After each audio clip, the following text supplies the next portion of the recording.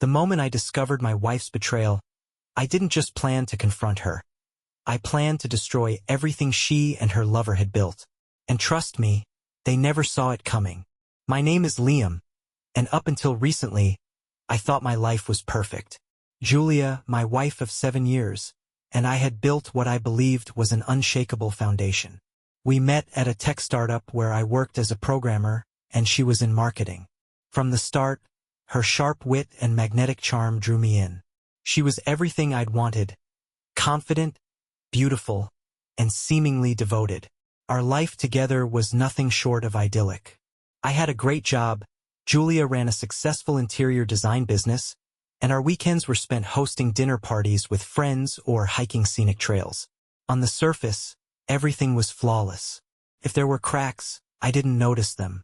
But then, the signs began to appear, subtle at first.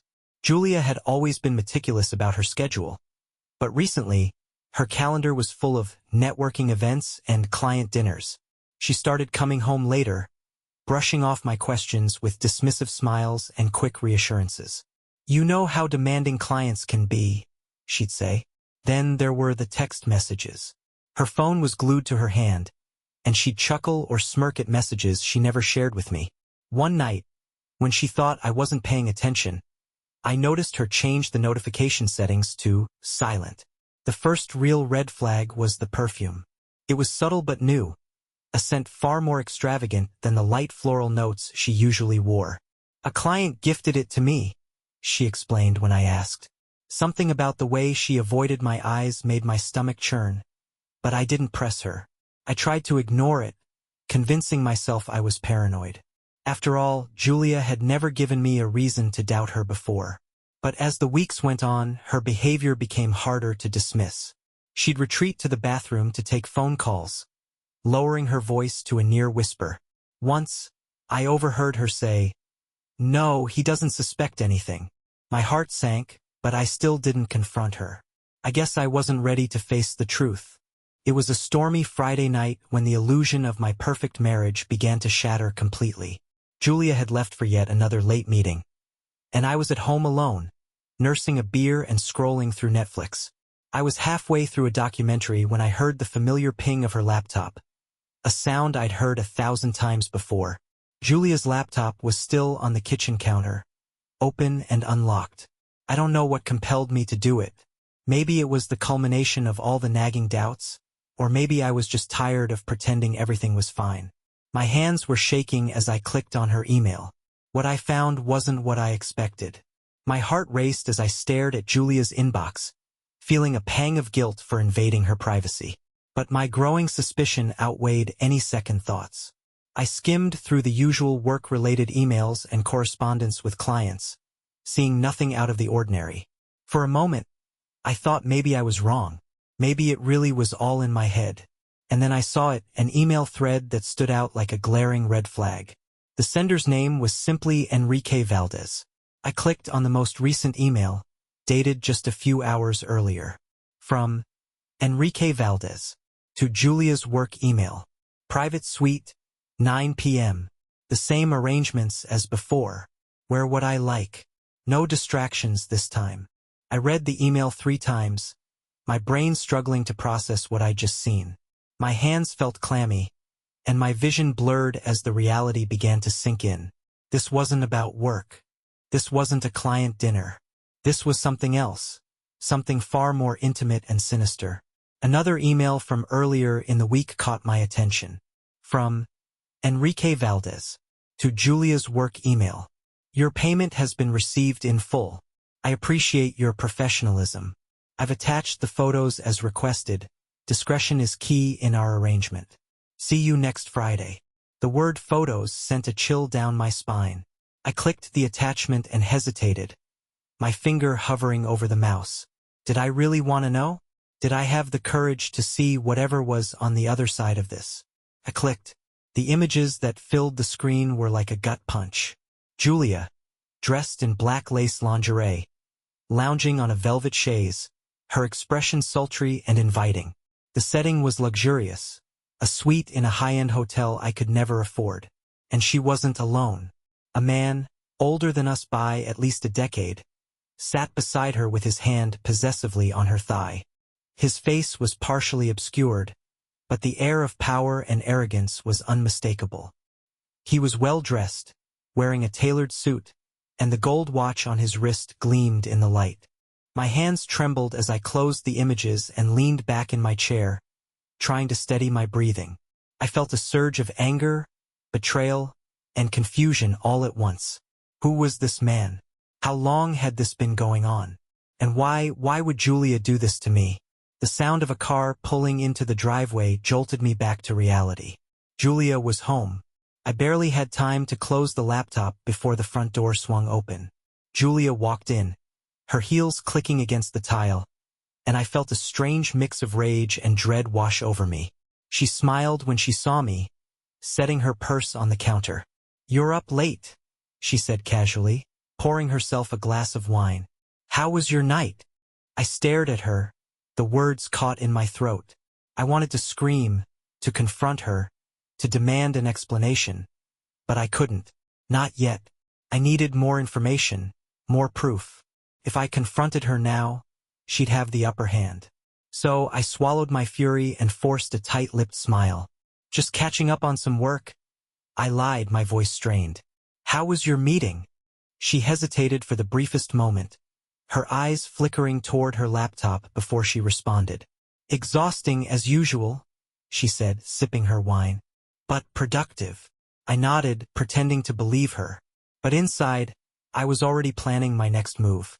This wasn't just a betrayal, it was a war, and I was going to make damn sure I won. That night, I barely slept. Every time I closed my eyes, the images of Julia and that man played on an endless loop in my mind. Who was he? What hold did he have over her? And how long had she been lying to me?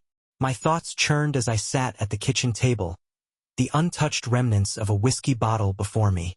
By dawn, I had a plan. If Julia wasn't going to tell me the truth, I'd find it myself. The first thing I did was search for the name Enrique Valdez. It was familiar, yet distant, like a name I'd overheard at some point but never paid much attention to. A quick internet search confirmed my worst fears. He wasn't just anyone, he was someone. Enrique Valdez was a name tied to wealth and power, a prominent figure in high society and the business world. But his reputation had shadows. Beneath the polished articles praising his ventures in real estate and entertainment, there were whispers, rumors of illegal dealings, ties to the underworld, and a lifestyle that thrived on indulgence. My stomach churned. If Julia was involved with a man like him, it wasn't just betrayal. It was dangerous. I needed more proof, something concrete. I turned my attention to her laptop again. It wasn't hard to guess her password. Julia always used the same sequence, our wedding anniversary. I hated how easy it was, hated how it felt like I was betraying her trust, even though she had already destroyed mine. The emails gave me enough to start digging. The messages were written in cold, calculated language, with an undertone of authority. I didn't know whether to feel rage or pity for Julia. Was she a willing participant, or had this man manipulated her? Then I found the hotel receipts. Multiple bookings at the city's most exclusive hotel, always under the name E. Valdez. The dates lined up with Julia's client meetings. My hands clenched into fists. Every dollar spent was another knife to the chest. A constant reminder of how much effort she put into keeping her lies intact. I needed to see it for myself. That evening, I told Julia I'd be working late, using the same excuse she had thrown at me so many times. She barely looked up from her phone as I left, mumbling something about a client dinner the following night. My blood boiled as I thought about how easily the lies rolled off her tongue. The next day, I parked outside the luxurious hotel mentioned in the receipts. I wasn't sure what I was looking for, but I knew I couldn't sit idly by anymore. My gut told me something was going to happen, and I wasn't about to miss it. At precisely 8:45 p.m., a black luxury car pulled into the valet. My breath caught as I saw Julia step out, dressed in a sleek black dress I hadn't seen before. Her makeup was flawless, her hair perfectly styled. She looked stunning, and it made my stomach twist in knots. This wasn't the woman who had been exhausted after meetings. This was someone else entirely. And then I saw him, Enrique Valdez exited the car, wearing a tailored suit that screamed money and power. He placed his hand on the small of Julia's back as they walked into the hotel together. She smiled up at him, an intimate, familiar smile that felt like a slap across my face. I sat frozen in the car, torn between storming in after them and waiting for the perfect moment to strike. My fury bubbled to the surface, but something held me back. No, I thought, not yet. If I went in now, they'd have excuses, lies. I needed more. Instead, I took out my phone and started recording. Every movement, every touch, every stolen glance, they were all going to be part of my arsenal. This wasn't just about confronting Julia anymore. This was about making sure neither of them walked away unscathed. I watched as Julia and Enrique disappeared through the gilded, revolving doors of the hotel. My hands trembled, gripping the steering wheel as if it could anchor me to reality. Part of me wanted to charge inside and confront them both right then and there, but my rational side held me back. If I was going to dismantle their charade, I needed to be smarter. I stepped out of my car, slipping the phone into my pocket. The night air was cold, but it did nothing to cool the fire burning inside me. I followed at a distance, keeping my head low as I entered the hotel lobby. It was as extravagant as I'd imagined. Marble floors, crystal chandeliers, and a concierge who barely spared me a glance. I scanned the space, spotting them near the elevator. Julia laughed at something Enrique said, her hand lightly brushing his arm. My jaw tightened as I pulled out my phone, discreetly recording their exchange. They entered the elevator, and the doors closed, leaving me alone with my rage. I needed to know where they were going. Approaching the concierge, I forced a calm smile. "Excuse me," I said, feigning politeness. "I'm meeting someone here, but I forgot their room number. Could you help me out?" The man glanced up from his computer. "Certainly, sir. What's the name?" "Enrique Valdez," I said without hesitation, bracing for suspicion. But the concierge didn't bat an eye. "Penthouse suite," he said, typing something on his keyboard. "Take the elevator to the top floor. Penthouse, of course." "Thank you," I muttered, walking away before he could ask any more questions. I waited for the next elevator, my mind racing with possibilities. What was I even planning to do? What would I say if I stormed into the room? Confrontation seemed inevitable, but I knew I couldn't afford to act without thinking. The elevator ride was torturously slow. When the doors finally opened on the top floor, I stepped into a hushed, carpeted hallway. The lighting was soft, almost romantic, and every step I took felt heavier than the last. At the end of the corridor, a set of ornate double doors loomed, the entrance to the penthouse. I crept closer, my heart pounding. Voices filtered through the door, muffled but unmistakably theirs. Enrique's deep baritone, Julia's familiar laugh. I felt a sickening mixture of anger and nausea as I pressed my ear against the door. Their words were faint, but fragments reached me. "You know he's clueless," Julia said, her tone almost dismissive. "Liam thinks I'm still at some boring client meeting." Enrique chuckled. "Good. That's how it should stay. He doesn't need to know about this arrangement." Arrangement. The word hit me like a freight train. I clenched my fists, breathing heavily as I stepped back. My mind swirled with images of Julia's lies, Enrique's arrogance, and the life I thought I knew slipping through my fingers. My grip on my phone tightened. If I barged in now, I'd only create a scene. No, I needed more. I needed undeniable proof, something they couldn't worm their way out of. I turned and hurried back to the elevator, ignoring the sinking feeling in my chest. My instincts told me that this was just the beginning of something much darker than I'd anticipated. Back in my car, I reviewed the footage I'd captured earlier, replaying the moments over and over. The way Julia looked at Enrique, the ease with which she touched him, the casual intimacy of their interactions. It was all there, plain as day. But my gut told me there was more to uncover. This wasn't just an affair. Couldn't be. As I drove home, I began piecing together a plan. Whatever this arrangement was, I was going to find out. And when I did, they would regret underestimating me. I barely slept that night, My mind churned with questions that had no answers yet, only fragments of suspicion and anger. What kind of arrangement did Julia mean? Was this just an affair? Or something worse? I spent hours combing through everything I had, emails, receipts, photos, and every piece only deepened the mystery. By morning, my frustration had turned into resolve. If Julia and Enrique thought they could manipulate me, they were dead wrong. I wasn't going to confront her until I had the full picture. First, I needed information. The next day, I called a friend I hadn't spoken to in months. Mark. He worked in cybersecurity, and though we'd drifted apart over the years, I knew he owed me a favor or two. After a brief exchange of pleasantries, I got to the point. Mark, I need your help. It's sensitive. Sensitive how?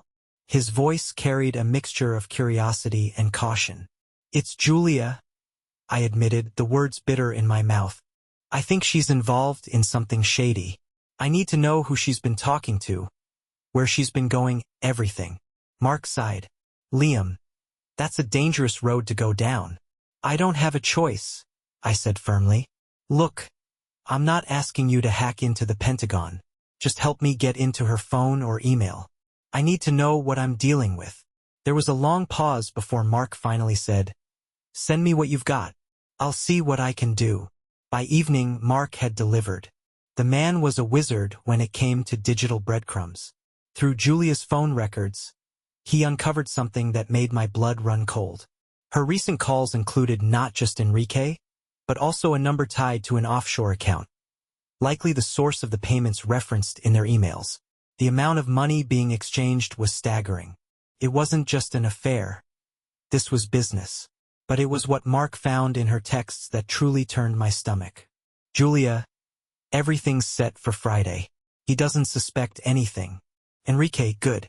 Make sure he never does. We can't afford loose ends. Julia, understood. Loose ends. My jaw tightened as I read the words over and over. It was no longer just about betrayal. This was something far more sinister. I spent the next few days digging deeper. Every free moment, I pieced together the web Julia and Enrique had spun around me. It became clear that whatever was happening between them wasn't just personal. It was part of something bigger, something calculated. Julia's lies weren't born out of passion or desperation. They were deliberate, cold, and meticulous. By Friday, I knew I had enough to confront her. But confrontation wasn't enough. I wanted justice, and I wanted to make them pay for every ounce of pain they had caused me. I didn't just want answers. I wanted revenge. By Friday evening, my plan was set. The pieces of Julia's betrayal had finally formed a clear picture, and I knew it wasn't just infidelity. It was calculated treachery. But I needed more than suspicion to bring them down. I needed to uncover the depths of their scheme, and most importantly, protect myself. When Julia left the house that evening, her departure was as casual as ever. She kissed my cheek lightly, the same mechanical affection she'd shown me for months. Don't wait up, she said, already halfway out the door. Her black dress clung to her as she walked away, exuding a confidence I no longer recognized. I watched from the window as her car disappeared into the night. Then, I grabbed my jacket and headed out. This time, I wasn't following aimlessly. I was on a mission. I arrived at Enrique's hotel, blending into the bustling Friday night crowd. The grand lobby was a mix of luxury and chaos. Guests laughing at the bar, others hurrying to check in. It was the perfect cover. I kept my head down as I walked to the elevators, my heart pounding in rhythm with the soft jazz playing overhead. The elevator ride to the penthouse floor felt endless. When the doors opened, I stepped out into the quiet hallway, my steps muffled by the plush carpet. I knew their routine by now. Julia and Enrique would already be locked away in their gilded lair, discussing whatever plans they thought I was too stupid to uncover. Staying in the shadows, I crept closer to the penthouse. The door was slightly ajar, just enough for me to hear their voices. Julia's was soft but confident, carrying the same tone she used when closing deals with clients. Enrique's was deep, commanding, the voice of a man who expected the world to bow to him. I stayed hidden, my phone in hand, recording the faint murmur of their conversation. While I couldn't make out every word, the tone was unmistakable. There was no love here, only cold calculation. They weren't just discussing their relationship. They were strategizing, planning something far bigger than an affair. My chest tightened as I realized this wasn't just betrayal. This was a partnership, built on deception and greed. After what felt like hours, the penthouse door closed, and their voices faded. My hands were steady as I attached the small listening device to the doorframe, ensuring it was well hidden. It would capture everything for the next 24 hours, giving me the proof I needed. Satisfied, I slipped back into the elevator and returned to the lobby. The bright lights and lively chatter of the hotel felt surreal after the dark, suffocating atmosphere of the penthouse floor. I walked to my car, my mind racing. I didn't just have evidence of Julia's betrayal, I had the beginnings of a case. Back at my temporary hotel room, I played back the audio I'd captured. Julia and Enrique's words confirmed what I already suspected. Their relationship was transactional, built on mutual gain and my downfall. They were discussing how to get rid of me, how to ensure I wouldn't stand in their way. It wasn't just the betrayal that burned. It was the ease with which they plotted against me. The casual way Julia dismissed me, as if I were nothing more than an obstacle to be removed, was a knife to the heart. The woman I'd loved for years, the one I'd trusted above all else, was willing to destroy me without a second thought. But I wasn't going to let them win. This wasn't just about revenge anymore. It was about survival. Julia and Enrique thought they could control the game, but they'd underestimated me. I wasn't just going to expose them, I was going to dismantle everything they'd built, piece by piece. The realization that my own wife was plotting my downfall turned my anger into icy determination. I wasn't just fighting for my pride or my marriage anymore. I was fighting for my life. Julia and Enrique had no idea what they'd awakened in me, and I intended to make them regret every choice that led to this moment. I spent the next morning organizing the evidence I'd gathered. The photos, the emails, and now the audio recordings painted a damning picture. But I wasn't just going to hand them over to the authorities or confront Julia in a fit of rage. No, I wanted to make sure the consequences would hit them like a wrecking ball, leaving no chance for recovery. My first step was to expose Enrique. He thrived on power and status, so I knew the quickest way to dismantle him was to reveal the rot beneath his polished exterior. Using the connections I'd built over years in the tech world, I reached out to a journalist I trusted, Claire, a former investigative reporter who specialized in exposing corruption among the elite. When I called her, I kept the conversation brief. Claire, I have something explosive for you. Evidence of high-level financial fraud and personal misconduct involving a public figure. Who's the target? She asked, her voice sharp with curiosity. Enrique Valdez, I replied. I have documents, recordings, and financial trails that you'll want to see. But I need this done right, no leaks until it's airtight. Claire didn't hesitate. Send me what you've got. If this is as big as you say, he won't see it coming. I hung up, knowing that Enrique's empire had just been put on notice. With Enrique's downfall in motion, I turned my attention to Julia. I wasn't going to give her the satisfaction of knowing she'd outplayed me. Not yet. Instead, I spent the day quietly moving my money into a separate account and locking down all our shared assets. Julia may have thought she had me cornered, but she was about to find out just how prepared I was. That evening, she returned home as if nothing had happened. She waltzed through the door, her heels clicking on the hardwood floor, and smiled at me like she wasn't plotting my destruction. I forced myself to smile back, playing the part of the oblivious husband. How was your meeting? I asked casually, my voice steady despite the storm raging inside me. Exhausting, she replied, shrugging out of her coat. But productive. I'm going to take a shower. I watched her disappear down the hallway, the sound of water running soon filling the house. For a moment, I felt the familiar pang of love and loss, the memories of better times clawing at my resolve. But then I reminded myself of her lies, her betrayal, and the cold, calculated way she'd planned to destroy me. This wasn't the woman I married. This was someone else entirely. As Julia showered, I slipped into her home office. It didn't take long to find what I was looking for. A locked drawer in her desk, secured by a cheap combination lock. I picked it easily, my hands steady as I rifled through its contents. Inside, I found what I expected. A small stack of documents, including correspondence with Enrique and records of the payments she'd received. But there was more, handwritten notes detailing their plan, dates, and even mentions of transferring assets after I was out of the way. I took photos of everything, ensuring I had every shred of evidence in case she tried to deny it later. By the time I heard the water shut off, I was back in the living room, casually scrolling through my phone as if nothing had happened. Julia walked in moments later, her hair damp and her face free of makeup. She smiled at me, and for the first time I smiled back with genuine satisfaction. She had no idea that the ground beneath her was about to crumble. The pieces were falling into place, but I wasn't done yet. Julia and Enrique thought they were untouchable, but they were about to learn what it felt like to lose everything. The next day, I filed all the evidence against Enrique anonymously through Claire. She confirmed receipt with a single text. "This is gold. Stay tuned."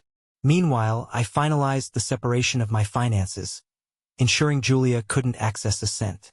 I left her just enough in the joint account to avoid suspicion, but the bulk was now under my control. Back at home, Julia acted like everything was normal. She hummed while cooking dinner, occasionally glancing at me with what I once thought was affection. "You've been quiet lately," she said over the clinking of plates. "Everything okay?"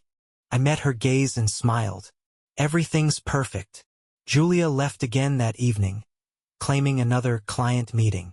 I watched her go, my expression unreadable. Once she was out of sight, I retrieved the photos and documents I'd collected from her office. This time, I didn't just save them, I sent them to her most valued clients. Each email was anonymous, carefully worded to hint at her true priorities. I attached enough proof to make them doubt every deal they'd ever made with her. If Julia wanted to play games, she'd soon realize she wasn't the only one who knew how to win. The next morning, Julia's phone buzzed relentlessly on the kitchen counter. She sat across from me, staring at the screen with furrowed brows. "Something wrong?"